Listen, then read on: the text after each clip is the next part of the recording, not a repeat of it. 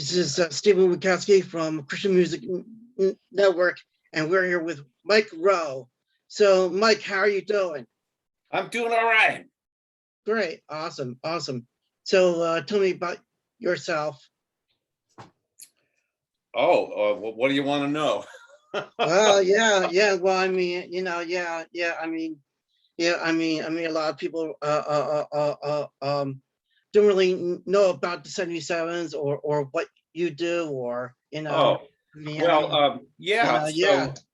So the yeah. 77 started in 1979, which is about Wow.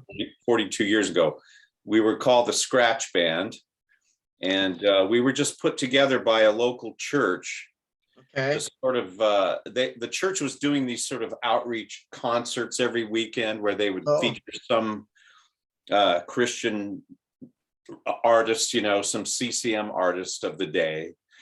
And they got very, very popular and were very well attended. So when I arrived there in 1979, they said, we want to put together a local rock group to play around town, like at high schools and colleges and stuff like that, to sort of give an example of what these concerts are like that we're doing every weekend. So do you want to be part of it? And I said, well, as long as it's good. I said, I'm used to playing with good musicians. I don't want to do something if it's not good. And they said, oh, we wouldn't do it if it wasn't good. And I said, all right, I'm in. So they just scratched together some people, and that's how it ended up being called the Scratch Band. From scratch, we were just throwing it together. And we went out and played lunchtime, at high school. Like if it was in the quad someplace, we'd set up while everyone's eating lunch. And the first music we did was by this guy called Steve Scott. He's from England. Some of your listeners or viewers might know who that is. He's done a lot of poetry readings, poetry albums, music albums, and has performed at different festivals around the world. He was at Cornerstone Festival a few times. And he had just come back from England, and he was making an album. He got signed to Larry Norman's Solid Rock label, which you might remember. Mm-hmm. And so Larry and he recorded this album of his music. Well, for whatever reason, it never came out. And I guess our church that had put us together was looking for a backup group for Steve and his songs. So that's another thing we were supposed to do that we didn't really end up doing. Okay. So Steve gave us a bunch of his songs to get us started so that we'd have some material to play. And these were great songs, really good. Eventually we started writing our own songs, and we did this for about 4 years, just playing around town, playing it at our church. And eventually the church built a recording studio and started a record label, which we called Exit Records. Cool. And it was that label that musicians like Charlie Peacock, he was a local guy. He came in and was working with all of us. And then my friend Steve Griffith, who I grew up with in the Bay Area, San Francisco Bay Area, he showed up and he formed a group called Vector. And then Steve Scott, who I mentioned earlier, started recording, and we ended up being his backup band. Cool. Off and on, and recorded some stuff with him, and we got some other artists. So the whole thing turned into kind of an artist collective. So I did that for about 10 years. And during that time, about 4 years into it, we changed the name of the band to the 77s, and we got more serious about it. We went from just playing in local schools to, more concerts, nightclubs, started working with a lot of secular record companies, and ended up with videos that we did that we, got aired on MTV and other places around the world. So the thing kind of grew gradually. And we started out on Word Records. Mm-hmm. They gave us our own sort of, we had our own label, Exit Records, that they put out as an imprint. And so through Word, we were able to get a lot of wide distribution. And I think that what we ended up doing was doing something that wasn't available on their label or anywhere else. It was kind of in its own way unique because it was a little bit more artsy. It didn't follow all the rules of what a lot of Christian music was at the time. And it sort of represented freedom, creativity, a high standard of excellence. You know, we tried to do everything better than everybody else. And I don't know if we succeeded, but just our trying to do better, I think, inspired a lot of people to do better. And so it ended up being a force for good, I think, in the industry, even though we were not really accepted. We were always kind of on the fringe. We weren't successful. We didn't sell as many records as a lot of popular artists, but the people who did buy our records either became pastors or maybe they started groups of their own. It was kind of seminal in that way. It had a more of an underground inspirational value rather than a monetary, what we would call success value, you know? Right. Yeah. And so our fans now, I mean, here we are 42 years later. Most of our fans now are grandparents, you know, they're all old and wretched like me, but a lot of their kids listen to it. A lot of their grandkids listen to it. It's had a life of its own. And the people that got involved with us early on are still very, very dedicated to our music, to what we did. So I guess it affected them in the kind of way that made them extremely loyal for the rest of their lives. And that's been great for me because it gives me work. I still have work to do. I can still make records, do concerts, you know. It's all on a small scale, but as we branched out, we started to interact with other musicians, you know, in the scene. And so that's how I ended up doing this band called Lost Dogs with the leaders of some other bands, you know, right. Terry Taylor, from Daniel Amos, and Derry Doherty from the Choir, Gene Eugene from Adam Again, and then after he passed away, we got Steve Hindalong from the Choir. So that band has been another vehicle of expression, which we've enjoyed a lot. We've been doing that for 30 years as well. So it's a lot of music, a lot of records, a lot of concerts, a lot of tours. And I just look back at it all with fondness and very grateful to have been a small part of it, you know, because it's given me a chance to do music the way I wanted to do. And I never had too many people telling me what to do. We always called our own shots.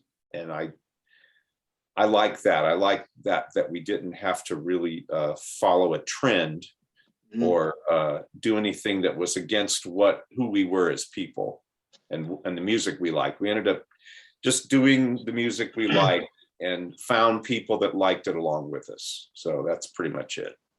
Yeah, and it seemed to me that you collect a community of musicians as well, which is pretty awesome. Yes, I've been very grateful for that because I've met so many incredible players and writers and singers, performers, and that's good for me because I always wanted to do something that was really good. You know, I didn't want to work with amateurs or have anything substandard. I wanted it to always be first rate, and that's been a real blessing to me personally to work with so many people that I would consider genius level, you know. Yes. I mean, when I first started listening to your albums, you know, I guess I started listening to it when with All Fall Down, and then there's and Pink Bunk Over Their Best. You know, it just like really blew me away. I said, wow, and this is really cool, you know, and this is Christian music, you know. Well, you're saying really exactly. Exciting. Yeah, that's exactly what I was trying to say, is that it, like the effect it had on you, I think a lot of kids heard it and felt like it was cooler than maybe some of the stuff their parents were listening to or their other friends were listening to. And some of it had a kind of a rebellious quality, like, you know, a lot of records got hidden under their bed. You know, parents didn't like the look of our album covers. They thought something was wrong with us, you know, and some records they wouldn't sell at the Christian bookstores, or they would sell them behind the counter like drugs, you know, like those elderly ladies would have them hidden, you know, and you come in and say, well, do you have any 77s records? And you know, they'd look around and then they would pull it from underneath the cash register and say, I got it right here, you know. And I think that kind of thing, I think, is really important when you're younger, because you want to feel like you got something special that's just yours, that isn't going to be, you know, accepted by everybody. And so even though we didn't set out to do anything like that, I'm glad that we had that kind of effect, because that made it more precious to the people that were collecting it. They felt like they had something unique and that just belonged especially to them, that not too many other people knew about, you know. I know I've always appreciated things like that in my life, you know, finding certain musicians that maybe were kind of under the radar, you know. And I always like turning other people onto them, say, hey, you got to check this out. This is something you haven't heard, and this is going to, you know, you're going to really like it. And I think that kind of thing goes a long way, because it makes you feel more involved with the work. Sure. And your live album is still the best live album ever. Which one? The 88. Oh, 88. Yes. I'm very proud of that. Well, yeah, that one happened because our sound man at the time was, every night we'd be playing and he'd be saying, you guys have got to document this show. This show is really good. You've got to record it or film it or do something. And that church that we were working at, where all this started, they had the exit studio built, but they had run sound cable all the way from where the studio was in the back of the church to the auditorium. Wow. And what that meant was that we had the ability to professionally record anything that happened in the auditorium. So our sound man set us up one week with the engineer in the studio, and we spent a week getting levels and getting mic check and making sure all the channels work, getting a good drum sound. So we didn't just walk in and record that. That took a lot of planning, and I'm really glad that we did it, because when we finally did the show that night, we were ready to go. We were on fire, and we were able to record it really, really well. So I'm really grateful that our sound man encouraged us to do that, because it captured us kind of lightning in a bottle sort of thing. You know, it was the right time, the right situation, because live records are really hard to get. Yes. Oh, definitely. Yeah. Because I think the best one before that was Pure Frampton. Oh, right. Yeah, right. Frampton Comes Alive. I mean, I love that record. There's a lot of really good live records, but the best ones, I think, happen, you know, with a lot of planning, and you have to experiment a lot and maybe record a lot of shows, and sometimes you get lucky, and sometimes you can do all that and it could still turn out terrible. Right. You know, that's why live albums don't sell as well as regular albums, because they're not always that good. But in our case, we ended up with something that kind of stood on its own, and it also had material that wasn't on the regular records, because in the studio, our band, you know, it was kind of hit and miss, whereas on stage, that's really how we started. You know, when I was describing the early days, we were challenged all the time because no one knew who we were. Right. And music was changing. You know, we were coming out of the 70s, which meant that we were a little bit older than the kids we were playing to. And we didn't want to appear out of date or old hat. So we had to play with an extreme amount of energy and intensity, and kind of forget a lot of our technique and just go for that real intense sort of punk delivery, right? And that gave the band a peculiar kind of energy that stayed with us, and it's with us till this day. It's the one thing that's remained consistent, is that when we get on stage, we take no prisoners. You know, were Sure. playing extremely with a lot of passion and a lot of energy. So that record captured that. Mm-hmm. And I think it surprised a lot of people because up to that point, not everyone had seen us. Unless you were in California where we were, or happened to catch us at a festival by luck, most of our fans had never really heard us play live. So when they heard that record, they went, wow, this is really bluesy and really intense. This is really a rock and roll band, you know? And I'm just really grateful for that record a lot. That one means a lot to me because it, again, captured something unique at just the right time. So, yeah, because they told us, you know, when we were going to put that out, Joe Taylor was heading up the record company. I think it was Brainstorm. And I told him about this. I said, we want to put this live thing out. And he goes, he says, live albums don't sell, you know, it's going to flop. And I'm going, trust me on this, you know, and we put it out and it did really, really well. And it's still popular to this day. So I'm really glad that he let us take a chance on that. Yeah. I still think that's the best album ever. It's just like, wow. You know, it's just incredible. Just incredible. I'm glad you like it. You know, yes. You know, you look familiar. Are you in Pennsylvania or something? Yes, I am in Pennsylvania. Yes. Okay, so were you there? We played, this is about 5 or 6 years ago. You know Josh Lichter? Yes. My priest. Well, he was there that night, I think. Weren't you backstage and we all took photographs? Because I kind of remember us posing a picture with you. Yeah. Right, and I saw you a couple of years ago in Lancaster.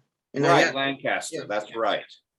Okay, I wanted to make sure you were the same guy. Yes, I am the same guy. Yes. All right. Okay, anyway, I just didn't mean to throw you off track, but that's okay. Yeah. Well, yeah. So tell me about your songs. I mean the one that I always enjoy is Lust of Flesh and the Eyes of Pride of Life. Yeah, that's probably the most signature tune. Yeah. Right. Yes. That's my favorite.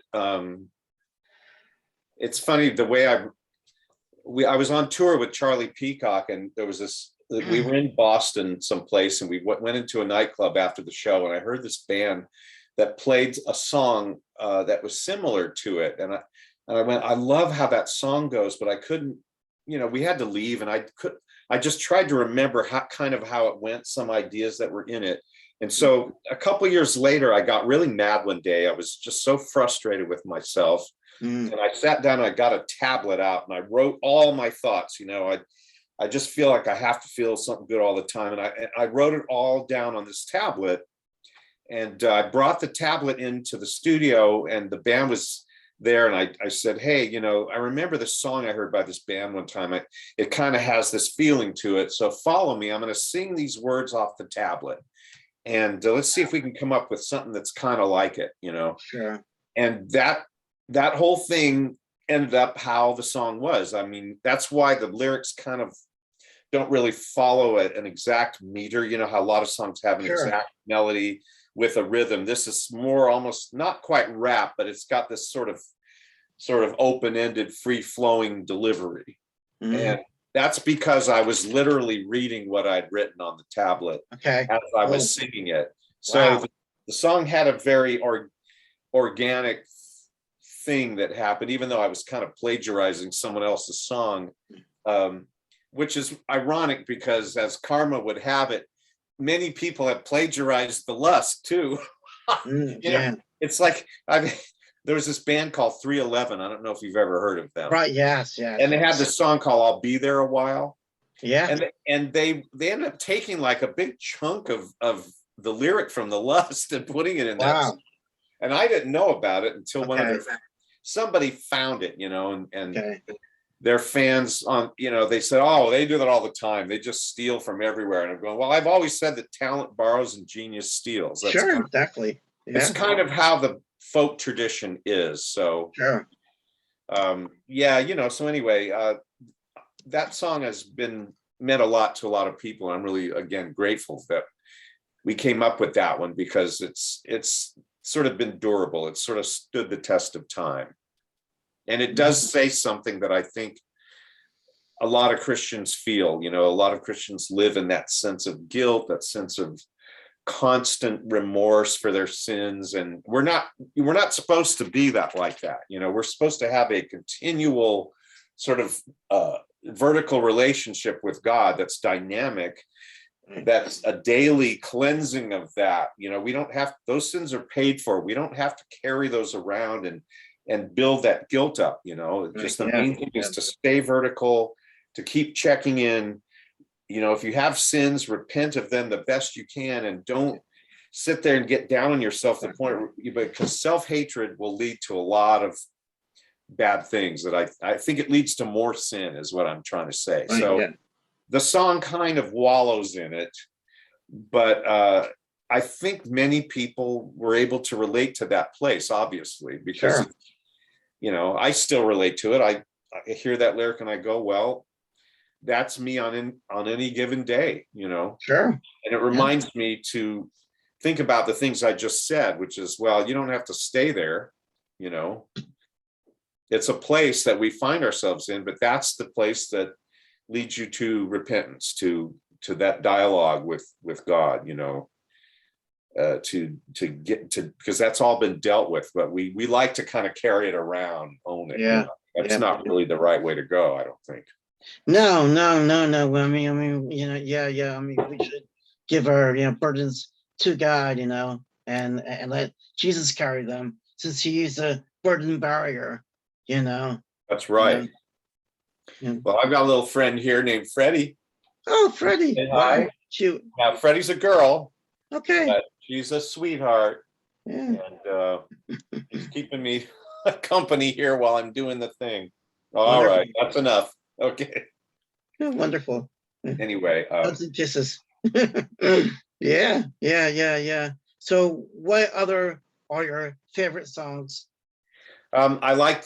There's one called "Ache Beautiful," and that one is, you know, it's very personal. It was about the end of a relationship that I had going many years ago, and it broke my heart, and I wanted the song to feel the way I felt at the end of that relationship, and I think it does. It has this sort of beautiful sadness to it, and that's one of my favorites. There's another one called "Sunshine Down," which is sort of whimsical. I was trying to write a praise song, I guess, and it didn't quite work out. I ended up sort of wallowing in my sort of negative misery, I guess. So what started out as a praise song where I'm grateful for this, grateful for that, I ended up starting to dwell on all my faults and sins. And, you know, it's very typical Michael Roe material, you know, but it's one that a lot of people have told me they liked, and I'm fond of it too. It's something that's sort of held up over time. And I've done it with the Lost Dogs. I've done it by myself, and that's a good one. Yeah. Well, there's other ones. I would just have to think, you know. There's so many. I can't always come up with them, but those are the first ones that I think of. Yeah. And then with the Lost Dogs, there's Pray Where You Are. Yeah, it's an awesome song. Yeah, I didn't write that, but I really like it. And yes. I really do enjoy that song. Terry Taylor's been a real inspiration to me. He is such a talented writer, and he's extremely dedicated to the constant creation of music. You know, I kind of write occasionally. I write when I get an idea or when I have to, whereas Terry is just an endless fountain of musical idea. And he's written hundreds and hundreds of songs that, you know, I just admire his work ethic and his ability to continually keep that radio on in his head. Definitely. That brings all those great tunes to him, you know. Yeah. Since the early days of DM. Wow. I know he's been at it for a very long time. And I just marvel at that. I just think, gosh, if I'd written that many songs, I'd probably have $1 million by now. Right. Yeah. At least, or Or maybe you could write a song a a day, million songs. Yeah. Yeah, if I wrote that many songs, I have 1 million songs. I don't know about Right. a million songs. Exactly. Yeah. Right. Yeah. I know some artists, they say, well, I just try to write someone every day, so just keep the, That's great. yeah, That's great. If you can actually make yourself do that, I'm a lazier personality than that. I spend a lot more time interacting with people on a one-on-one basis. That's why I spend a lot of time with Facebook, because it gives me that ability to do that sort of interaction that I like. I sure. like that immediate communication with people. And I probably always wanted my own talk show or a show that I host, Okay. I think Yeah. that's a little bit more fits my personality more. I don't know if I like being the center of attention necessarily. I do sometimes, but it's more about just having that interaction with people, that Sure. constant dialogue. I think that's something that appeals to me more than the hard work of sitting down and trying to come up with a new idea. Right. I've done it a lot, but the older I get, the more I find myself drawn to a little bit more open-ended musical expression. That's why I listen mainly to jazz and classical music now that I'm older. Okay. I always have listened to those. I've listened to jazz since I was a kid, but the older I get, the more I find myself attracted to it because of the kind of expression that it is. It doesn't require me to have to get into that framework of trying to rhyme something and say something important. It's more about an open expression of music. Sure. But unfortunately I'm not a jazz musician, so I can listen to it, but I can't play it, which is. But that's just as well, because if I was a jazz musician, I'd be starving. Okay. You can have a better livelihood with doing pop songs or country songs, Sure. folk songs. It's given me an ability to make a living. If I was a jazz musician, I would, it's very, very hard unless you become a superstar or some sort of legendary player. The life of a jazz musician is lonely and mostly without money. So I think God gave me the right talent for the right thing, so I could eat. Sure. Certainly. Yeah. So, where can we get your music? Oh, well, we have websites. The website is www.77s.com. S like Sam, 77s.com. Yeah. And when you get there, you go to the word store. You click on store, and all the 77s albums are there on Bandcamp. Oh. And you can listen to them before, to see if you like them.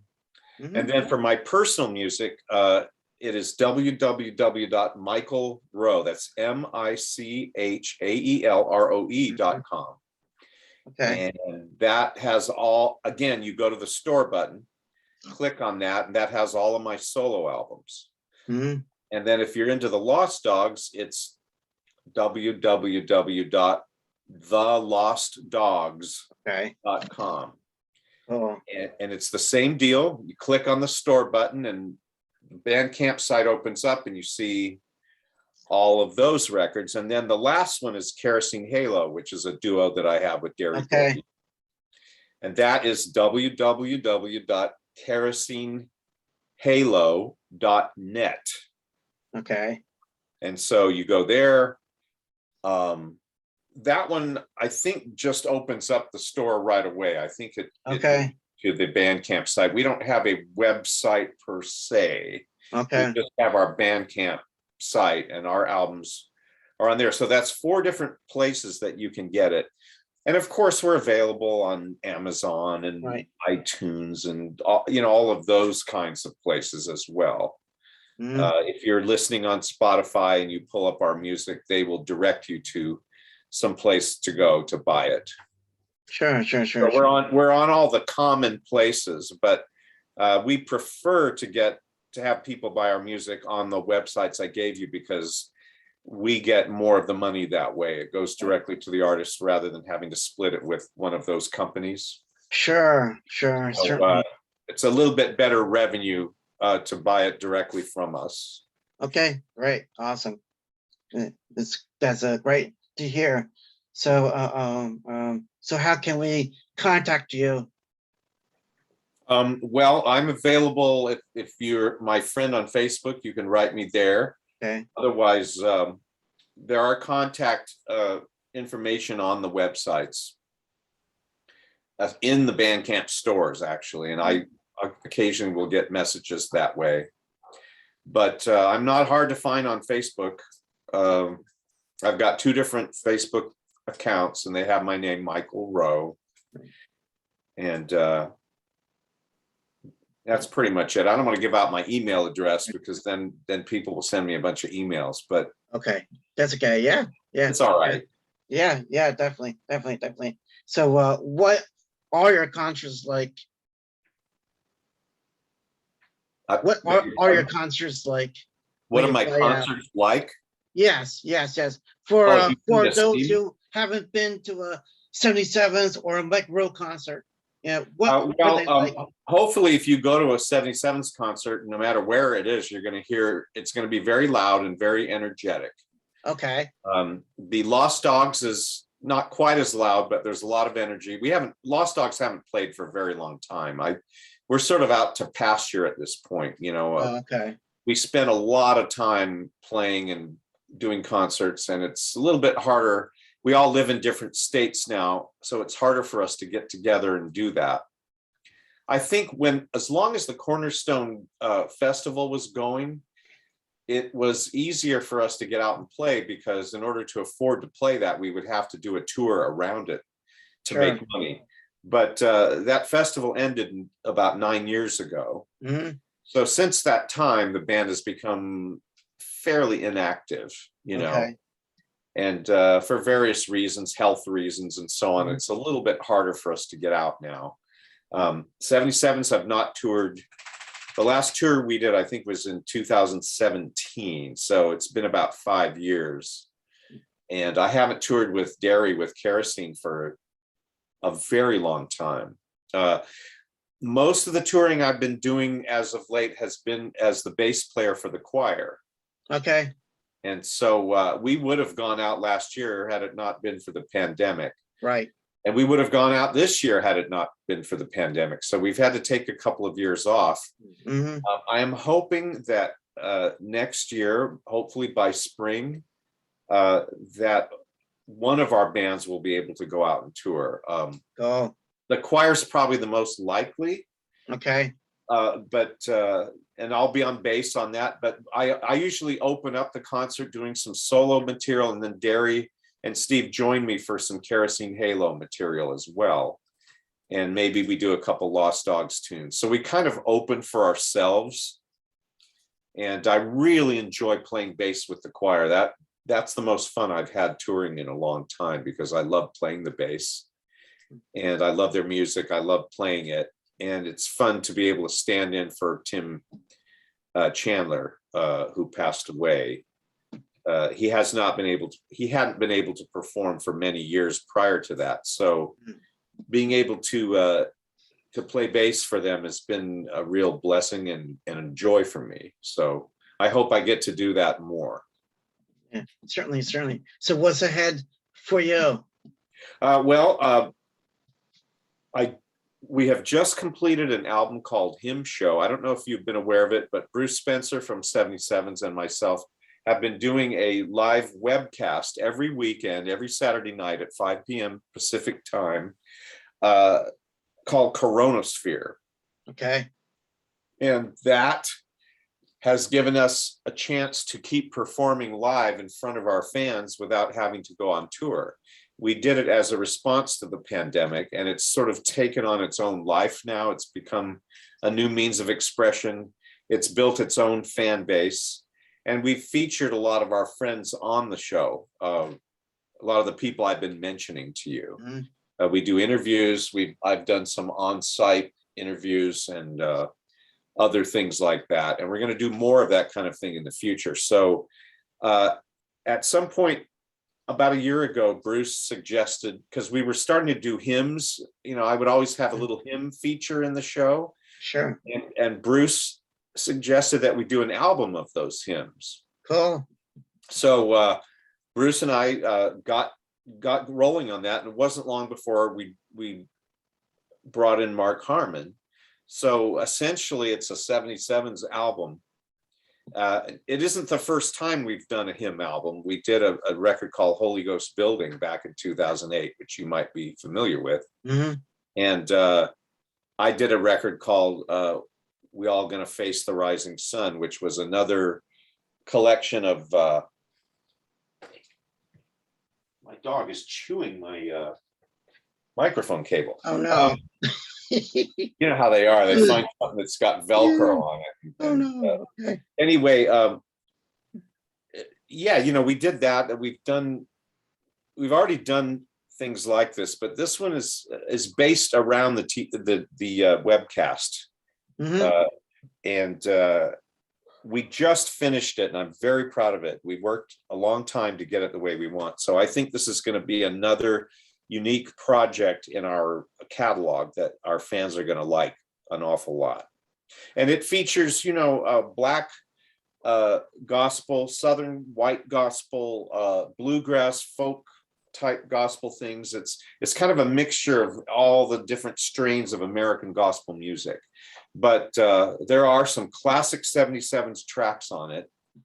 Cool. And so I think our hardcore fans are going to be pleasantly surprised when they get this record. So watch out for that. It's called Hymn Show. Hymn Show. Cool. Yeah.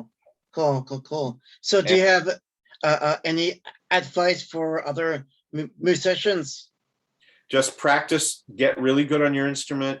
Everything you do to the glory of God. And that means do it as to the absolute best you can. Don't do anything that isn't good.